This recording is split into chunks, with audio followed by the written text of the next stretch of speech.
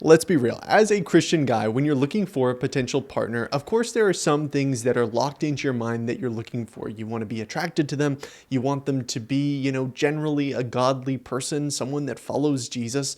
But when it gets into the specifics, it's kind of hard to know what to look for, and it feels like we get mixed messages sometimes. We want to go beyond surface level stuff, but we're not sure what the real indicators are. In this video, I'm just going to break it down for you. 7 subtle traits of a godly woman that you can look for. These are the ones that might be easy to miss, but really reveal her true character. If you really want to know what to look for in a potential wife, stick around. Before we dive in, I want to let you know that we have a brotherhood community. We meet on a weekly basis on video call where we encourage one another, where we talk about a specific subject, build one another up, help each other grow in our faith. And we also have chat rooms on our club that you can be a part of as well. This is a great opportunity for men that want to connect and grow in their faith and just become the man that God created them to be.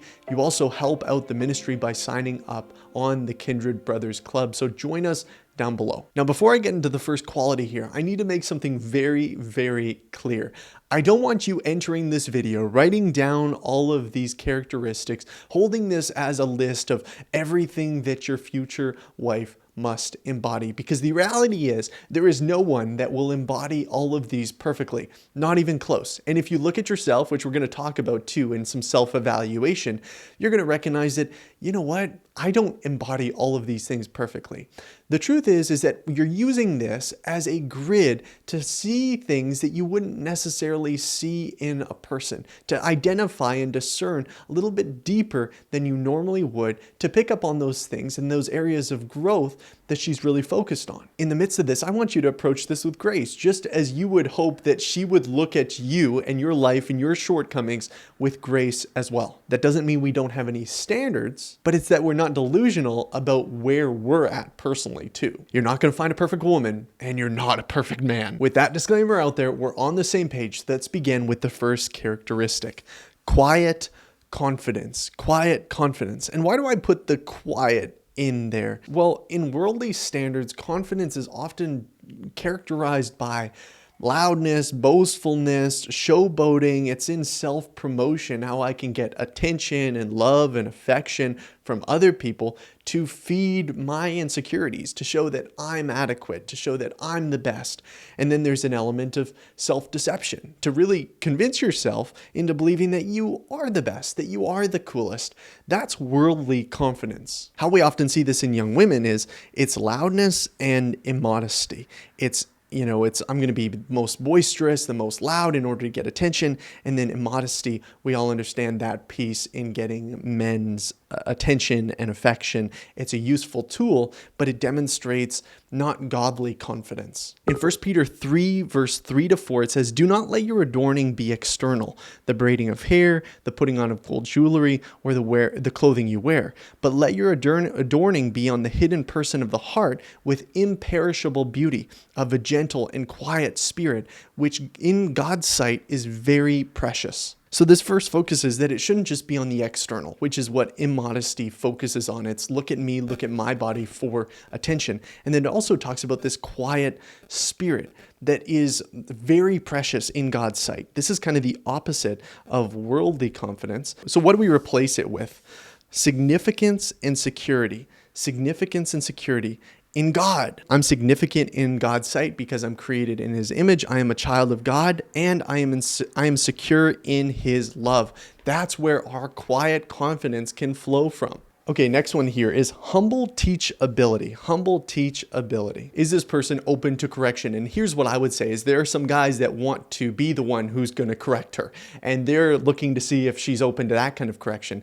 I honestly think that this is kind of toxic sometimes, that when guys go into, these beginning relationships, they immediately want to start trying to correct this girl and correct her lifestyle and fix her and change her into the kind of person that they want her to be. This is not what I'm talking about. I'm asking you, have you recognized times where maybe somebody has corrected her and she's received that with humility? There was one time I was giving a talk in front of some youth, and a younger man, he came up to me and he said, "Hey, Isaac, I think you said something a little bit incorrect," and he was showing me a Bible verse.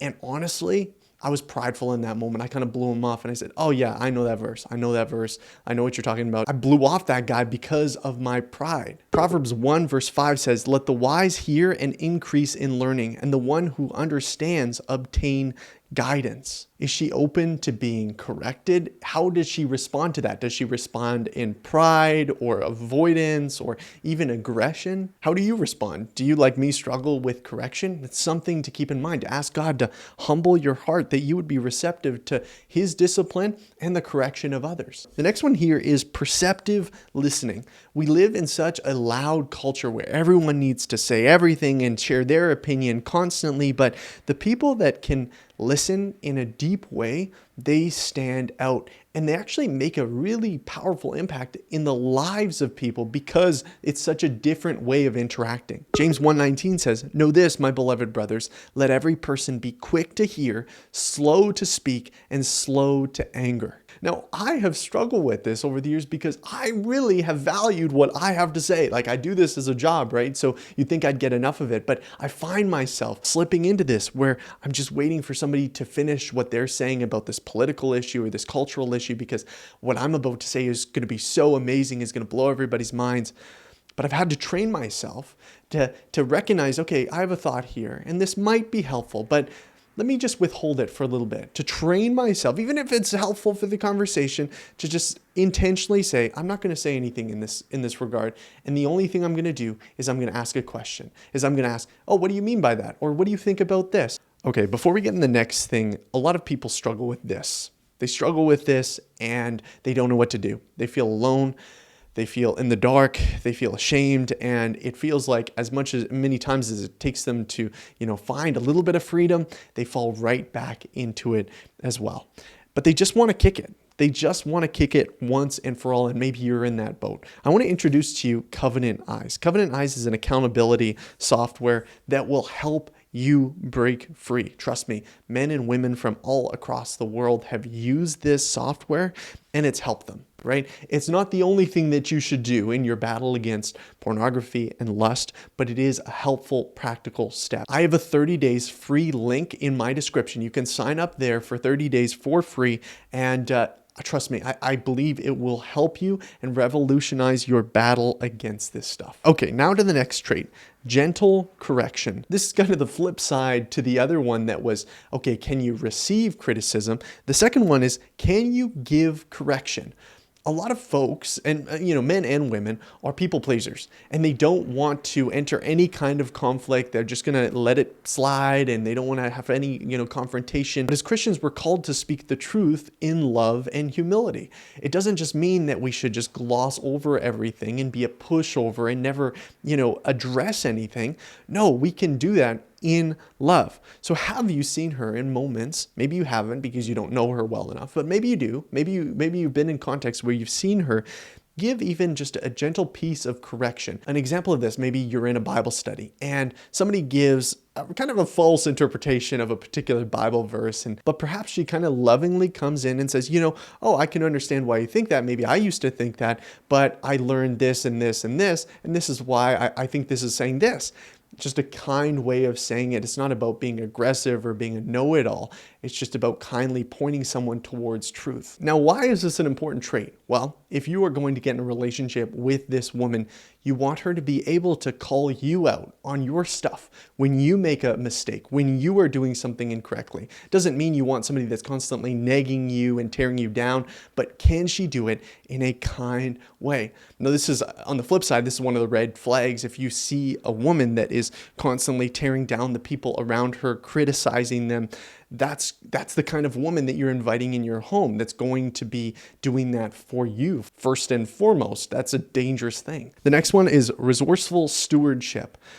This is something that I would just honestly compliment my wife on quite a bit, is that, hey, we don't have a lot, but what we do have, she does amazing in making our home like a homey home, in cooking meals that are delicious, that are great, and she does a really good job with what we have. That's an amazing skill, to be able to steward the things that you have in a resourceful way.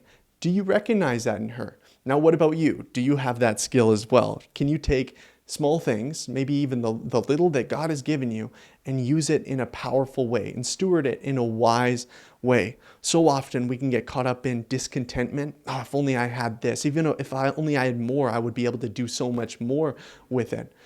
But just like the man who was given just a few talents by the master in the parable that Jesus told, he was able to bring back even more. He multiplied those talents. Now, some people, they just bury it in the ground. Maybe they bury it in the ground just to protect it, to protect what they have, or because they're scared or even bitter that they weren't given more. Do you go out and seek to multiply what God has given you?